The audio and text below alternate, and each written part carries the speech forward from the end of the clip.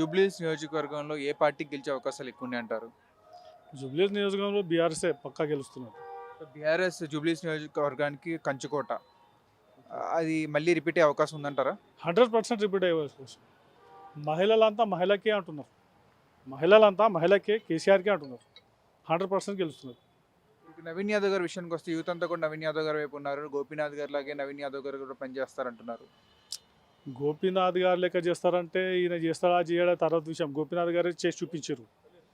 ఇప్పుడు ప్రతి పండుగకి కేసీఆర్ గారు బతుకమ్మ వస్తే చీర వేస్తే మన గోపీనాథ్ గారు సపరేట్గా ఒక గిఫ్ట్ ఇచ్చేవారు.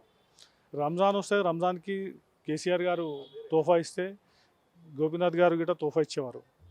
ఇట్లా క్రిస్మస్ వస్తే కేసీఆర్ గారు ఇస్తే మరి గోపీనాథ్ గారు గిట్ట ఇచ్చేవారు. అంటే ఆయన స్టైలే వేరు, ఆయన పని చేసిండు. ఇప్పుడు ఈయన చేస్తాడనేది ఇది లేదు కదా. చేస్తాడు అంటే గోపీనాథ్ గారు అయితే చేసి చూపించిండు, నిరూపించుకున్నాడు. ప్రజలలో గోపీనాథ్ గారు గుర్తింపు ఉన్నది. 100% వాళ్ళ భార్యకు మంచి మెజార్టీతో గెలిపిస్తున్నారు.